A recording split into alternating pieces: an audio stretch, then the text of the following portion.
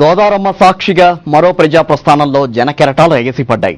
గోదావరి బిడ్డలు రాజన్న తనయును తమ బిడ్డలా చూసుకున్నారు. షర్మిల పాదయాత్ర 3000 కిలోమీటర్లు పూర్తి చేసుకోబోతున్న సందర్భంగా ఉభయ గోదావరి జిల్లాలో కొనసాగిన పాదయాత్రను ఇప్పుడు ఒకసారి చూద్దాం. ఖమ్మం జిల్లా నుంచి మే 12న పశ్చిమ గోదావరి జిల్లాలోకి షర్మిల అడుగుపెట్టారు. పశ్చిమ గోదావరి జిల్లాలో 13 నియోజకవర్గాల్లో షర్మిల పాదయాత్ర చేశారు. చింతలపూడి, పోలవరం, గోపాలపురం, తాడేపల్లిగూడెం, ఉండి, భీమవరం, నర్సాపురం, పాలకొల్లు, ఆచంట, తణుకు, నిడదవోలు, కొవ్వూరు నియోజకవర్గాల్లో షర్మిల పాదయాత్ర చేశారు. పశ్చిమ గోదావరి జిల్లాలో వైఎస్ఆర్ పథకాల ప్రభావం షర్మిల పాదయాత్రకు వచ్చిన స్పందనలో స్పష్టంగా కనిపించింది. పశ్చిమ గోదావరి జిల్లాలో షర్మిల 23 రోజుల్లో 278.4 కిలోమీటర్లు నడిచారు. రావికంపాడులో షర్మిల పాదయాత్ర 2000 కిలోమీటర్లు పూర్తి చేసుకుంది. 10 పట్టణాలు, 105 గ్రామాల గుండా పాదయాత్ర కొనసాగింది. 10 బహిరంగ సభలు, 5 రచ్చబండలు నిర్వహించారు. 12 వైఎస్ఆర్ విగ్రహాలను ఆవిష్కరించారు.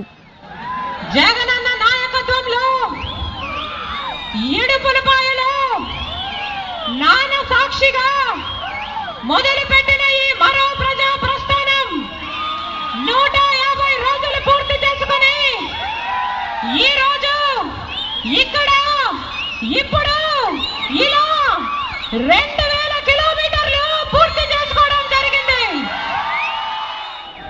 జూన్ 4న షర్మిల తూర్పు గోదావరి జిల్లాలోకి అడుగుపెట్టారు. భారీ వానలో తడుస్తూ రాజమండ్రి బ్రిడ్జి మీద నుంచి షర్మిల తూర్పు గోదావరిలోకి ప్రవేశించారు. తూర్పు గోదావరి జిల్లాలో షర్మిల 13 నియోజకవర్గాల్లో నడిచారు. Rajahmundry city, Rajahmundry rural, Rajanagaram, Anaparthi, Mandapeta, Ramachandrapuram, Kakinada rural, Kakinada urban, Pithapuram, Peddapuram, Jaggampeta, Pattipadu, Tuni నియోజకవర్గాల్లో మరో ప్రజా ప్రస్థానం కొనసాగింది. తూర్పు గోదావరి జిల్లా మెట్ట ప్రాంతాల్లో ఉచిత విద్యుత్ గురించి రైతులు షర్మిలకు చెప్పారు. మొక్కజొన్న రైతులు అంతా నష్టాలే అని తెలిపారు. తూర్పు గోదావరి జిల్లాలోని కాకరాపల్లి దగ్గర మరో ప్రజా ప్రస్థానం 2500 కిలోమీటర్లు పూర్తి చేసుకుంది.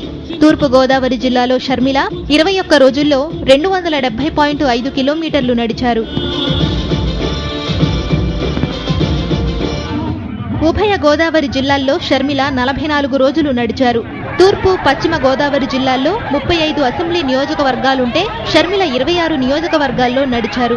2 జిల్లాల్లో కలిపి 548.9 కిలోమీటర్లు పాదయాత్ర చేశారు.